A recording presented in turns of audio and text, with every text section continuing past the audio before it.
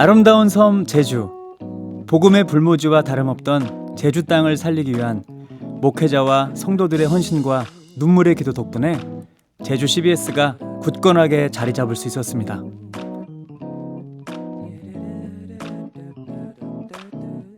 제주 CBS 창립 20주년을 축하하기 위해 새롭게 하소서가 제주를 찾아왔습니다.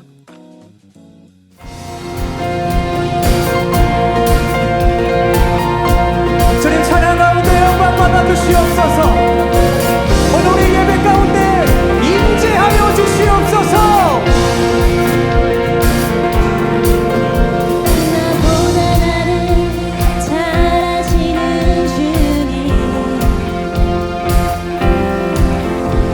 내가 주를 떠나 어디로 가겠나이까. 나 어딜 가든지 주의 손이 나를 인도하시며 주의 오른손이 나를 붙드시리라. 우리 다시 한번 같이 찬양할까요? 나보다 나를 잘 아시는 주님,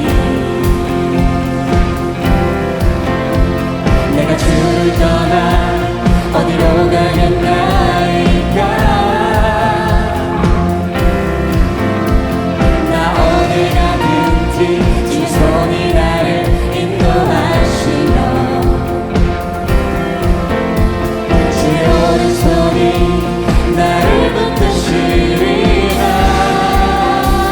나를 창세전부터 나를 창세전부터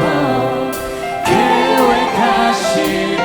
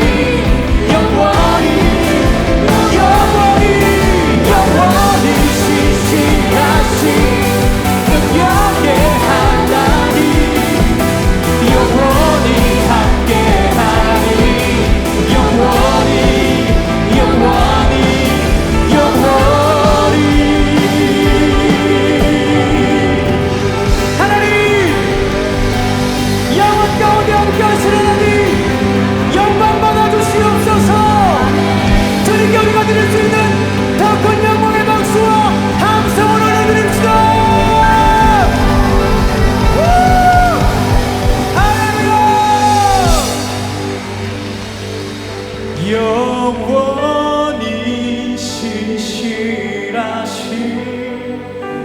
능력의 하나님 영원히 함께하리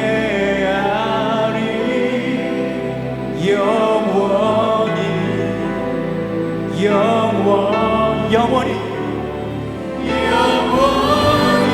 신실하신 능력의 하나님 영원히 함께하리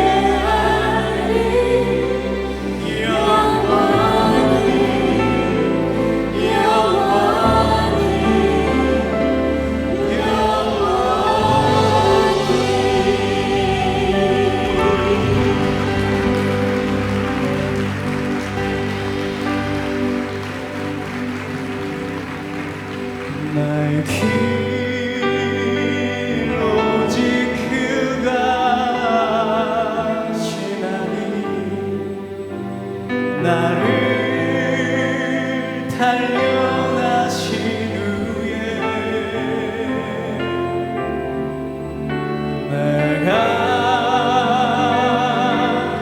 정금같이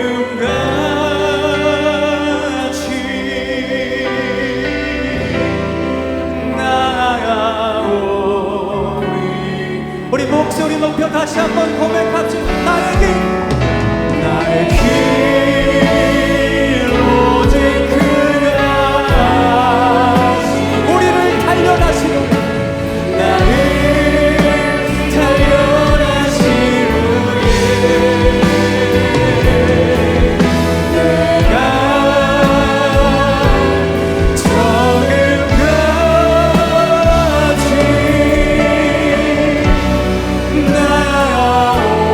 나아오리라 내가 정금같이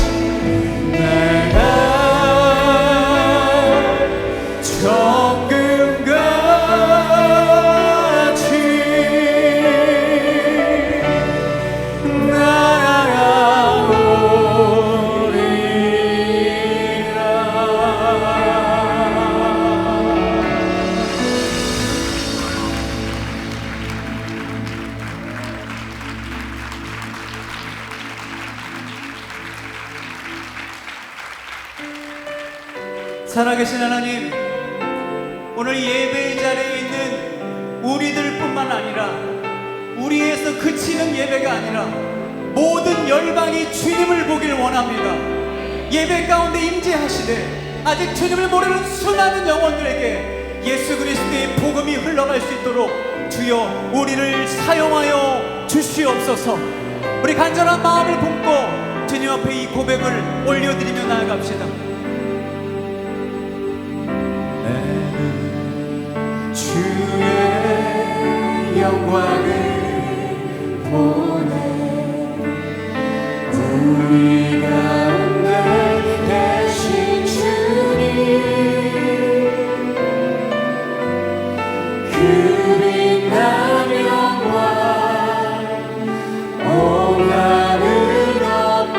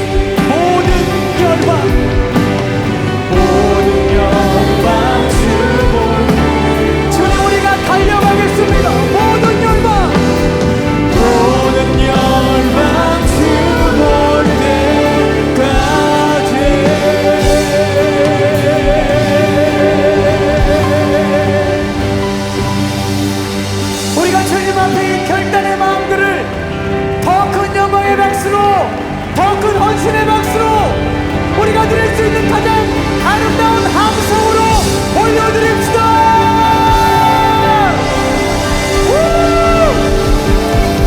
할렐루야. 아멘. 주님께서 이 예배 자리에 함께 하시는 줄 믿습니다. 주님께서 우리가 드리는 찬양 가운데 가장 큰 영광을 받으신 줄 믿습니다. 우리에게 느껴지는 이 감격과는 비교할 수 없을 정도로 살아계신 하나님께서 우리의 예배를 통해 큰 기쁨을 누리시는 줄 믿습니다. 저도 막 이렇게 찬양하면서 너무 감격이 되는데 어떠세요, 임현 씨? 저는 사실 올해 초에 제주도에 왔었는데 그때 지나가면서 제주도에서 찬양 너무 부르고 싶다라고 하나님께 기도를 드렸었는데 네. 오늘 기도의 응답의 날인 것 같아요. 너무 감사합니다. 박수 한번. 와, 그러면 사실은 오늘 이 자리가 우리 연예일 자매 기도를 응답하시고 네, 그럼 좀 코로나 빨리 없어지게 좀 해달라고 기도 좀 해주실래요? 기도하겠습니다. 할렐루야, 고맙습니다. 자, 사실은 오늘 이 자리에 저희들뿐만 아니라 귀한 분이 오늘 제주로 날라오셨는데 아마 여러분들 너무 또 기다리시고 반가워하실 분이실 것 같습니다. 사실 우리가 드리는 모든 박수는 살아계신 하나님 한 분 받으시는 게 맞지만 그래도 이분 소개할 때 우리 사랑과 격려의 박수로 맞아주시면 너무너무 좋을 것 같은데 우리 연예일 자매가 소개해 주시죠. 네, 바로 새롭게 하소서의 MC 주영은 집사님 모셔보겠습니다. 우리 무대 나올 때까지 한 박수 주세요.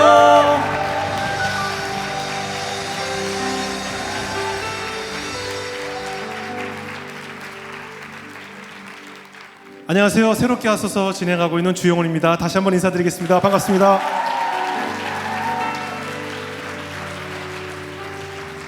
제주 CBS 20주년을 저도 진심으로 축하드리고요.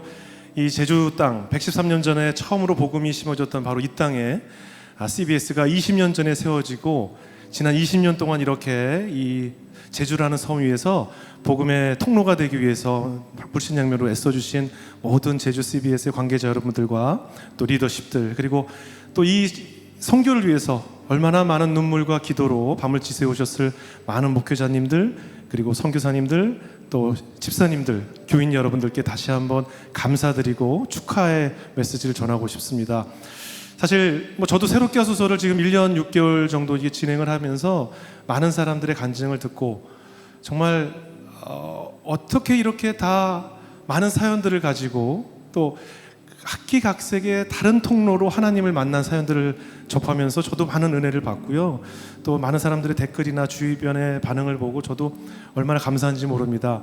이 방송 선교가 그만큼 큰 역할을 하고 있고 또 이 제주 CBS가 앞으로도 이 제주라는 정말 어떻게 보면 우리 땅 끝까지 이르러 우리의 예수님의 증인이 되라 하신 지상 명령처럼 대한민국의 땅 끝에서 앞으로도 수많은 기적을 만들어낼 수 있는 그런 기적의 랜드마크가 되리라 믿어 의심치 않습니다. 제가 그리고 제주하면 또 제가 지난해 연말에요 12월쯤에 KBS에서 트롯 전국체전이라는 방송이 있었는데 제가 제주팀 코치로 열심히 해서 그때 고두심 선생님이나 진심원 씨가 제주도에 있는 친인척들이 그러는데 제주도에서 주영훈 씨 반응이 좋답니다. 음식점 아무 데나 들어가면 서비스 많이 주실 겁니다. 그랬는데 막상 와보니까 그렇지도 않더라고요. 네, 그래도 제주가 더 친근하고 저에게도 굉장히 의미가 있는 곳으로 다가가고 있는 것 같습니다. 그리고 참 이 좋은 또 열방교회 우리 목사님 이하 모든 리더십께 다시 한번 감사 말씀 전하고 싶어요. 저는 오늘 열방교회를 처음 왔는데 캘리포니아에 갔더니 교회들이 다 이런 모양으로 지어졌던데 정말 외국 교회 같고 저는 이렇게 주차장 입구에 들어오면서 깜짝 놀랐습니다. 이런 모양의 교회가 있구나. 정말 그리고 지금 우리가 예배드리는 이 장소도 얼마나 감사하고 정말 감격스러운 웬만한 스튜디오보다 더 좋은 그런 공개홀보다 더 좋은 장소 이렇게 또 제공해 주신 열방교회 목사님과 모든 리더십께 다시 한번 감사의 말씀을 전하고 싶습니다. 아시는 분은 많이 아시는데요. 저는 이제 목회자의 아들로 살아왔습니다. 새롭게 하소서를 보신 분들은 아시겠지만 저는 지금도 목회자분들이 출연하시면 저는 그렇게 눈물이 납니다. 그 이유가 이제 저희 아버지 때문인데 저는 그래서 많은 성도 여러분들이 보이지 않는 곳에서 눈물을 흘리고 있을 우리 목회자님들 위해서 늘 끊임없이 기도를 해야 된다고 생각이 들어요. 저희 아버님도 굉장히 보수적인 목사님이세요. 저희 아버님은 연세도 많으시지만 이북 출신이시고 고집장이시고 고집이 세시고 지금도 교회에서 이렇게 드럼 치는 거 기타 치는 걸 잘 이해 못하시고 올게내 찬양해야 되고 늘 예배 인도하실 때도 이렇게 가운을 입으시고 예배 인도하시는 굉장히 보수적인 목사님이셨고요. 그 아래에서 그리고 우리 아버님은 세상의 모든 찬양을 제외한 모든 음악은 다 마귀의 음악, 사탄의 음악이라고 지금도 생각하시고 지금도 채널을 돌리시다가 아이돌 가수들이 이렇게 춤추면 1초 만에 바로 다른 데로 돌려보이시는 사탄의 음성이라고 돌리시는 그런 목사님인데 그 집의 아들인 제가 어린 시절부터 음악을 하겠다, 팝을 좋아하고 뭐 마돈나 옛날에 저랑 비슷한 세대들은 아시겠지만 예전에 마돈나가 라이커 버진이라는 이렇게 포스터 굉장히 야한 포스터 있었어요. 그걸 벽에 붙이고 뭐 이랬으니까 얼마나 아버지가 저를 늘 어린 시절부터 마귀 새끼, 이놈의 마귀 새끼, 늘 마귀 새끼라고 그래서 제가 오죽하면 사춘기 때 아버지께 대들면서 내가 마귀 새끼면 아버지가 마귀 아니야 뭐 이러면서 대들었던 기억도 납니다. 그런 제가 음악을 한다고 했으니 뭐 어린 시절부터 아버지와 늘 마찰이 많았고요. 저희는 제가 고등학교 졸업한 이후에 미국으로 이민을 가게 됐습니다. 아버지가 저희 누님이 재미교포와 결혼을 하시게 돼서 저희가 미국으로 이주를 하게 됐고 저희 아버지는 그곳에서 워싱턴 충현 장로교회를 개척을 하셨습니다. 뭐 목회자님들 다 아시겠지만 또 목회자 자녀들, 선교사 가족들은 다 이해를 하시겠지만 특히 미주 지역에서 외국에서 교회를 개척한다는 것은 교회 개척의 이상으로 한인 커뮤니티의 역할도 같이 해야 하고 한국 음식도 나누고 교인들이 함께 모이기를 힘써야 하는 그러니까 모이는 장소이기 때문에 참 그 교회를 개척한다는 것이 어려웠습니다. 늘 아버님이 우시고 또 어머님과 그 교회로 인한 갈등 또 저희 어머님은 늘 학교 청소를 매일 하시고 그 어렵게 교회를 개척하는 모습을 보면서 나는 이 세상에 그 어떤 직업을 다 할 수 있지만 교회 목사만큼은 절대 하지 말아야겠다는 것을 목회를 지켜보면서 많이 느꼈던 저였습니다. 늘 주보도 만들고 우리 집사님들 교통 라이드 해드리고 수많은 눈물로 열심히 노력을 해도 늘 교인들 간의 불화 또 장남님들과의 불화 뭐 이런 것들을 어린 시절에 접해서 어떻게 보면 미리 백신을 맞았던 것 같아요. 교회는 늘 싸움이 있는 곳 합력하여 선을 이루려고만 하면 그 꼴을 못 보는 사단들이 역사를 해서 우리를 갈라서게 하는 것 우리가 뭔가 모여서 좋은 역사를 이루려고 하면 이 사탄은 그 꼴을 못 보기 때문에 꼭 감정을 상하게 하고 상처받았다 뭐 했다 김집사 때문에 나 상처받았다 뭐 이런 일들로 교회 간에 분란을 일으킨다는 것을 제가 너무 어린 나이에 다 경험을 하게 됐던 것이죠. 그래서 저는 목사가 안 되겠다고 결심을 했는데 아버지께서 어느 날 어떤 뭐 예언의 은사가 있으신 어떤 권사님을 만나고 오시더니 자녀분 중에 아주 훌륭한 목회자가 되실 분이 있다고 이상한 쓸데없는 말씀을 하셔가지고 아버지께서 저한테 신학을 하라고 하는 겁니다. 제가 그토록 아버지를 보면서 저것만큼은 하지 말아야겠다라고 결심했던 신학을 공부하라고 해서 저는 이것은 하나님의 계시다 집을 나가라는 뜻이구나 라고 하나님의 음성으로 받아들이고 저는 그 자리로 바로 한국에 여행을 가겠다고 거짓말을 하고 악기를 다 싸서 저는 한국을 오게 됐습니다. 뭐 20대 초반의 청년이 그 당시 27만 원 들고 제가 한국에 도착을 했고요. 뭐 아시겠지만 이렇게 한국에 오랜만에 오면 친척들이 처음엔 굉장히 반가워해 줍니다. 뭐 밥도 사주고 뭐 하지만 이게 2주가 지나고 한 달이 지나고 2달이 지났는데 제가 왜 미국에 안 돌아가지 하면서부터 그 먹어도 살이 안 찐다는 눈칫밥을 먹게 됩니다. 가면 계속 이제 한숨 많이 쉬고 뭐 일 안 해? 뭐 이런 질문들 받으면서 그러면서 저는 많은 기획사에 제가 만든 음악을 카세트 테이프를 돌리면서 미국에서 온 작곡가 지망생입니다. 제 음악을 한 번만 들어봐 주세요 라고 하면서 매일 기획사를 다니고 큰 스튜디오 앞에 서서 유명 뮤지션들이 오고 갈 때 제 음악을 전해주면서 미국에서 작곡하려고 나온 사람입니다. 한 번만 들어봐 주십시오 하고 막 돌리면서 1년 가깝게 시간을 보내게 됐습니다.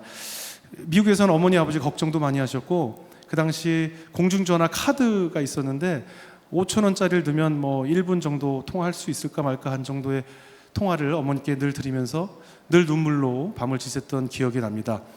하나님께서 사람을 쓰실 때 마귀를 사용하셔서도 쓰시는데 제가 직접 체험했던 얘기입니다. 뭐냐 하면 제가 그렇게 무명 작곡가로 이렇게 작곡가 지망 생활을 하고 있었는데 어느 날 제 아는 형님이 가수 심신 씨를 만나러 가는데 같이 가자고 하는 거예요. 당시 심신이란 가수가 최고 인기 가수였었어요. 그때 오직 하나뿐인 그대란 노래를 부르셔가지고 엄청 뭐 굉장히 탑 가수였던 시절.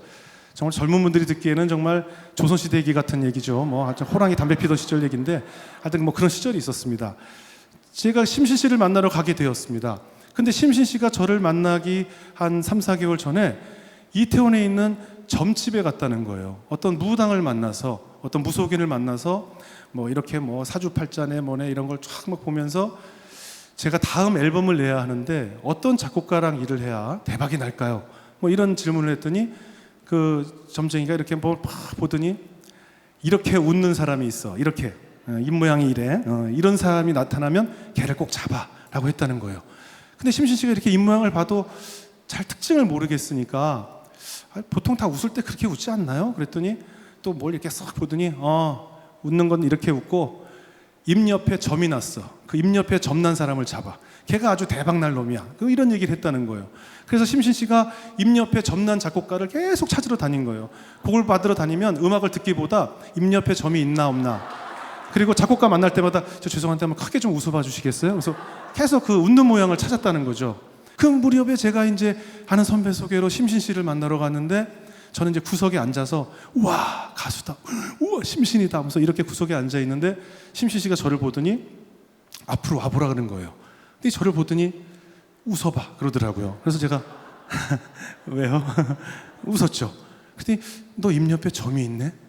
아 예, 원래 어렸을 때부터 있었습니다. 그랬더니 넌 뭐 하는 사람이니? 그래서 제가 제가 사실은 목사님 아들인데 아빠가 이렇게 신학대를 가라서 제가 이렇게 나왔고 어떻게 됐고 제가 살아온 얘기를 했죠. 그랬더니 그럼 내가 부를 만한 노래가 있니?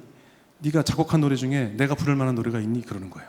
저는 이미 한국에 나올 때 제가 작곡한 노래를 한 7, 80여 곡을 작곡해서 갖고 나왔거든요. 그래서 이미 준비가 됐었습니다. 뭐 트로트도 있고 락도 있고 댄스 음악도 있고 발라드도 있고 다 준비가 되어 있었어요. 저에게 기회라는 것이 찾아왔죠. 이 기회를 놓칠 수가 없잖아요. 그래서 제가 바로 그 자리로 가서 형님 제가 바로 노래를 들을 수 있습니다 해서 바로 집에 가서 제가 만든 곡 중에 심신 씨가 부르기에 적당한 곡들을 추려서 다음날 바로 그 기획사로 찾아갔죠. 그래서 제가 무명했던 제가 심신 씨 앨범에 10곡 중에 8곡을 제 곡을 수록하게 됐어요. 정말 아무런 발표도 해본 적 없는 그냥 무명의 작곡가가 그냥 하루아침에 이태원 이 도사님 덕분에 이태원 도사가 이걸 하는 교회에서 저기 무속인 덕분에 얘기하니까 되게 이상하죠. 아무튼 뭐 무슨 도사 그분 덕분에 제가 입 옆에 점난 덕분에 그분 앨범을 참여하게 되면서 제가 심신 씨 앨범 작업을 하게 됐고 그 소속사에 속해 있던 태진아 씨가 또 성진우라는 가수를 제작한다고 해서 포기하지 마라는 노래를 만들게 되고 그 소속사에 소방차라는 그룹이 젊은 분들이 듣기에는 너무 오래된 얘기 같네. 너무 조선시대 얘기 같아가지고 너무 라떼 얘기인데 아무튼 뭐 나이 드신 분들도 계실 테니까요. 그렇게 해서 소방차 노래도 쥐카페라는 노래도 만들게 되고 터보라는 그룹을 만들게 되고 뭐 여러 가지 노래를 만들면서 제가 유명 작곡가가 됐습니다. 처음에 500에 37만 원짜리 원룸에서 시작했던 제가 1년 후에 5천만 원짜리 전세로 옮기게 되고 뭐 제가 승승장구도 하게 됐어요. 여러분 위기라는 것은 사장일 때 위기가 아니라 그러니까 말단 직원일 때 위기가 아니라 사장일 때가 위기고요. 교회는 개척교회일 때 위기가 아니라 대형교회일 때가 위기입니다. 손님이 없을 때가 위기가 아니라 손님이 너무 많을 때가 위기가 찾아오는 것이거든요. 저에게도 제가 1년 동안 매일 이렇게 제 음악을 들어봐 주십시오라고 돌아다닐 때 위기가 아니었고 제가 그렇게 흥하게 바빠질 때가 결국 위기로 찾아오게 됩니다. 그래서 저는 교만에 빠지게 되고 하나님을 멀리하게 되고 자연스럽게 늘 만취된 상태로 세상과 늘 어울려서 사는 뭐 자세한 얘기는 안 하겠습니다. 하여튼 뭐 주로 지하실에서 많이 움직이면서 해보다는 달을 더 좋아했고 뭐 이런 생활을 참 즐겨 했었습니다. 그래서 저에게 이제 하나님께서 저에게 결국은 광야 학교라는 곳으로 초대를 하게 되죠. 제가 군대를 안 갔거든요. 아시겠지만 한국에서 연예인이 군대를 안 갔다는 것은 일반 사람이 음주 교통사고를 낸 거나 거의 비슷한 뭐 수준의 굉장한 비판을 받을 일입니다. 제가 심장 기형을 가지고 태어나서요. 심장 끝에 기형적인 혈관이 하나가 더 있습니다. 그래서 제가 예를 들어 신호등일 때 여러분 파란불이 깜빡깜빡거리면 빨리 가려고 뛰잖아요. 근데 저는 그걸 뛰게 되면 이 피가 구석으로 몰려서 그 기형적인 혈관으로 몰려서 제가 빈혈을 증세를 일으키고 심장 박동수가 보통 정상인의 박동수보다 10배가 빨라지는 그런 질병을 가지고 있었어요. 그래서 그것으로 면제를 받았는데 그 제가 가진 질병 이름이 원래 모든 병은 그 병을 발견한 사람의 이름을 따서 질병을 짓잖아요. 그래서 무슨 와킨슨 뭐 퍼슨 해서 WPW 증후군이란 이름인데 한국에서는 그 병 이름을 뭐라고 부르냐면 조기 흥분 증후군이라고 불러요. 조기 흥분 증후군. 조기 흥분. 그러니까 제가 하는 방송마다 많은 남성 팬들이 빨리 흥분하는 걸로 군대를 뺀, 그러니까 빨리 흥분하는 게 무슨 자랑이냐, 뭐 이렇게 무슨 얘기인지 아시죠? 그러니까 빨리 이렇게 그쪽으로 생각을 하는 거예요. 이렇게 내가 여자랑 손만 잡아도 어머머 이러는 무슨 이상한 병으로 그런 병이 어디 있느냐라고 생각을 해서 저는 출연하는 방송마다 그러니까 제가 국민 비호감이 되었던 것이 바로 그때 그 병역 문제 때문이었어요. 그래서 제가 그 신검을 4차례나 다시 받았고 면제를 4번 받았습니다. 그런 손가락질을 받게 되다 보니까 연예인의 직업병이라고 하는 뭐 공황장애도 기본적으로 찾아오고 모든 사람들의 시선이 나를 조롱하는 것 같고 나를 무시하는 것 같고 나를 비웃는 것 같고 지나가다 만나는 사람의 표정만 봐도 이 사람도 나를 미워하고 있는 것 같고 사거리에 이렇게 서 있으면 그 트럭이 저를 밟고 지나가는 상상이 자꾸 들고 건물에 서 있으면 이게 자꾸 무너지는 느낌이 들어서 공포스러워서 있을 수가 없고 뭐 이런 공포감이 굉장히 밀려오면서 나는 실패한 인생이고 나는 이 세상에서 존재 가치가 없다는 그런 굉장한 망상 또 환청이 들리기도 하고 그런 병에 시달리게 됐습니다. 우울감은 당연했고요. 교회를 가서 하나님께 뭔가 의지해 보려고 하는데 무엇이 가장 싫었냐면 조금 전 찬양처럼 많은 사람들이 일어나서 박수를 치면서 찬양하는 게 너무나 듣기 싫었어요. 뭐가 저렇게 기쁠까? 뭐가 좋길래 저렇게 일어나서 박수를 치지? 왜 기쁘지? 기쁨이 하나도 없던 것이죠. 그랬던 제가 왜 이렇게 우울한가라고 늘 답을 얻고자 할 때 제 아내와 함께 드라마를 찍었던 신혜라 씨의 초청으로 제가 컴패션 사진전을 가게 됐고요. 그곳에서 1952년도에 한국의 전쟁 고아를 살리기 위해서 이 땅에 컴패션을 세우신 스완슨 목사님의 일대기를 듣게 됐습니다. 저희 아버님도 6.25 때 전쟁 고아로 홀로 올람을 하신 분이었고 또 누군가의 도움으로 공부를 하셨던 분이셨기 때문에 저는 그 얘기가 더 뜨겁게 다가왔습니다. 그래서 많은 분들과 함께 컴패션에 있는 필리핀을 가게 됐고 IT를 가게 됐고 인도네시아를 가게 됐고 무덤마을이라는 곳에 가서 찾아간 집마다 무엇을 오늘 먹을 것이냐고 물어봤는데 무엇을 먹을 것이 하나도 없는 것이에요. 그런데 먹을 것도 없고 정말 다 쓰러져가는 수상가옥이라고 하는데 수상가옥이라 하면 물 위에 집을 지어야 수상가옥인데 물 위가 아니라 각종 오물과 변들이 쌓여있는 그러니까 물 아래로 각종 배설물과 쓰레기를 다 밑으로 그냥 버려서 정말 우리 흔한 얘기로 똥파리가 들끓는 그런 수상가옥이라는 집 위에 살고 있는 집들을 방문하게 되었습니다. 그런데 그들의 표정이 저와 바뀌어 있었어요. 이상한 거죠. 저는 그들과 상상할 수도 없을 만큼 풍요로운 사람인데 저는 기쁨이 없는 상태로 그들을 만나러 갔는데 이들은 그런 환경 속에서 저희가 방문했다고 기뻐하고 있더라고요. 왜 기쁘지? 아무것도 없는 이 사람들이 왜 기쁘지? 왜 웃고 있지? 나는 웃질 않는데 이 사람들은 왜 웃고 있지라는 궁금증을 갖게 됐죠.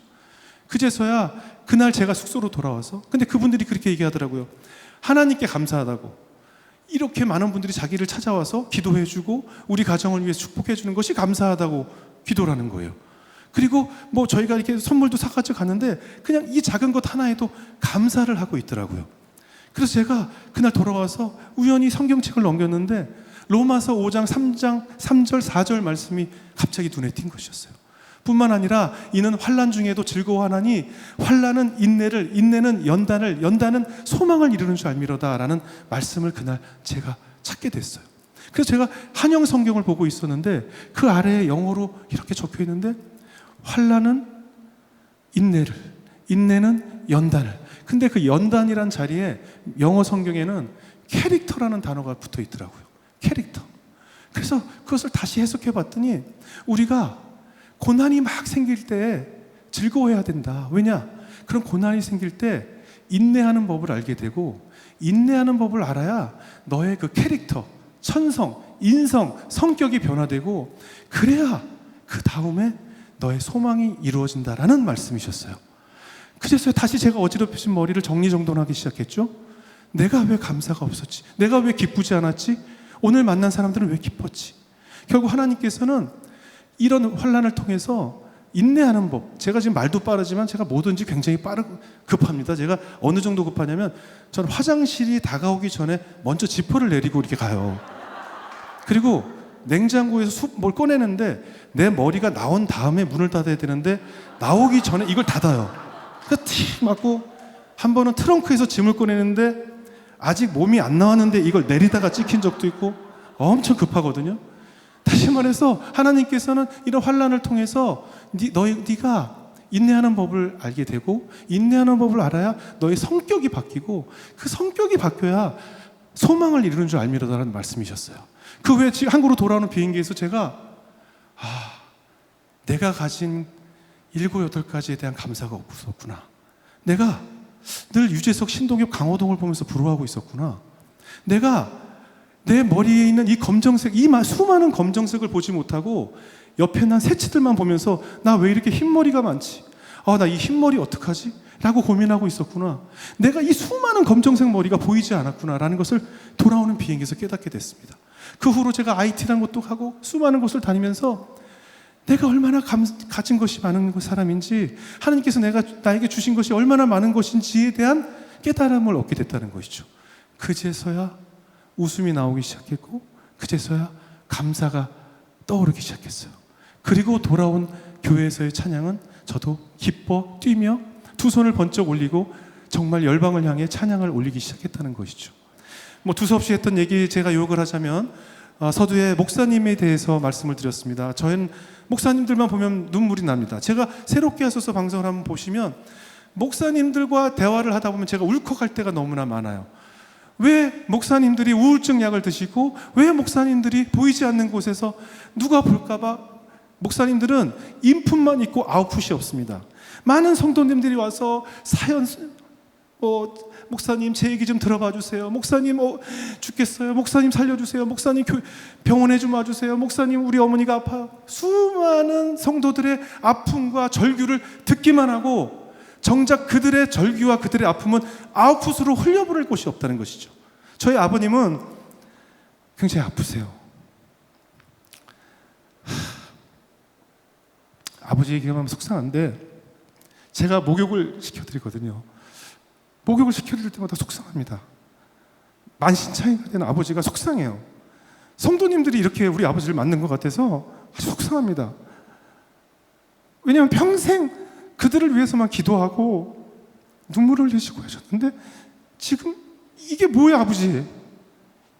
이게 뭐예요 아버지? 제가 막 아버지를 막 탓해요.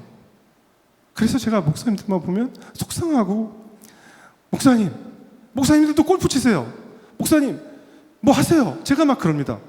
제가 새롭게 하소서 할 때 팔찌 차고 나온다고 김건모 형이 맨날 문자 와요. 너 팔찌 좀 빼, 이 새끼.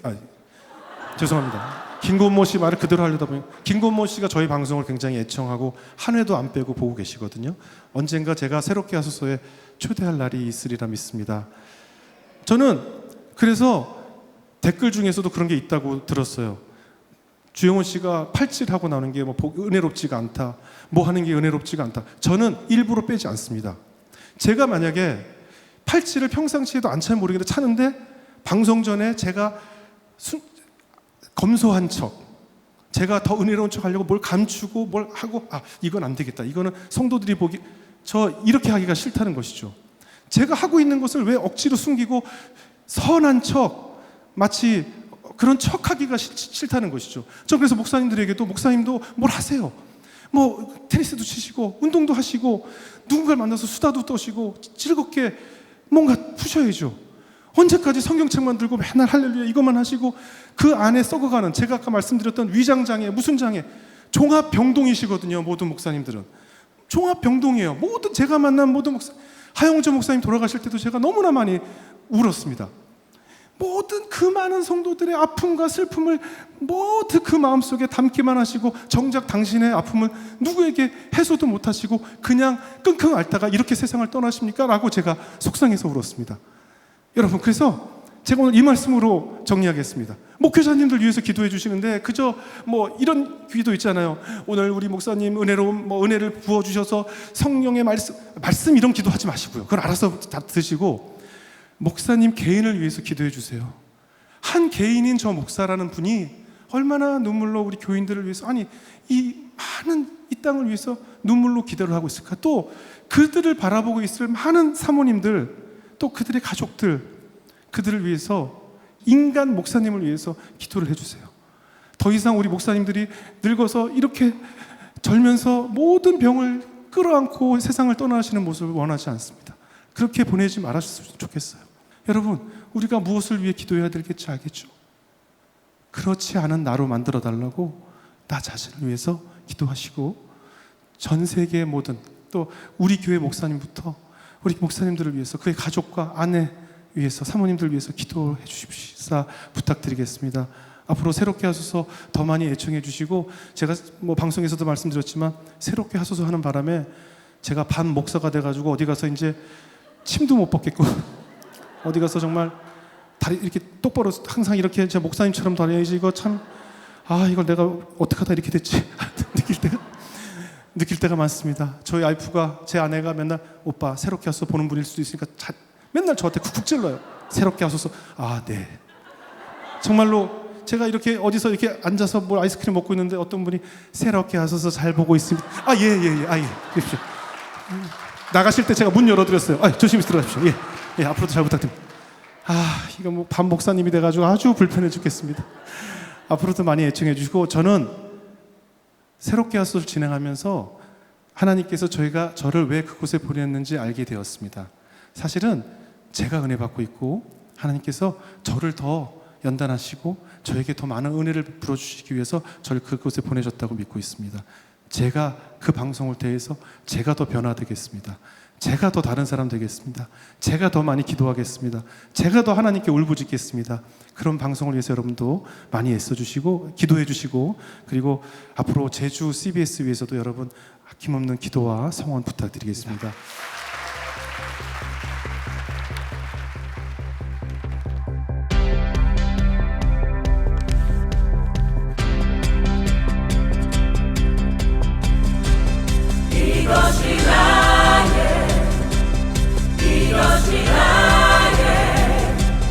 이것이 나의 찬송일세.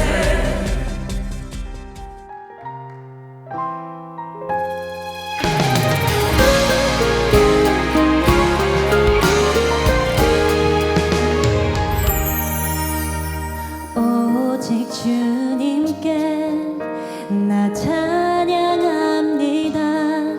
나를 푸르른 불밭과 실만한 물가로 이끄시네. 나침될 때에 또 기도합니다. 내게 두려움은 끝이라. 날 새롭게 하소서, 늘 새롭게 하소서. 오직 주로, 주 하나로 선한 기쁨 누리도록. 날 새롭게 하소서, 날 새롭게 하소서. 십자가의 그 보혈로 나를 정결케 하소서. 성령이여 내게 임하사 주만 따라가게 하소서.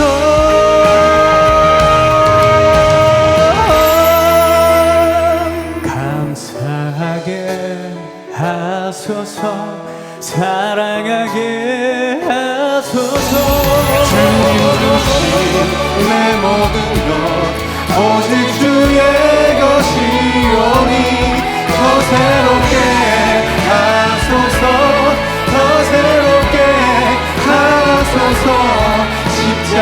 나의 그 보혈로 나를 정결케 하소서.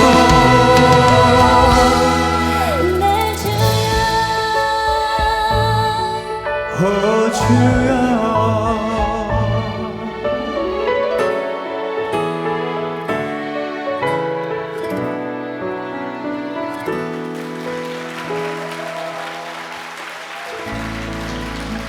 고맙습니다.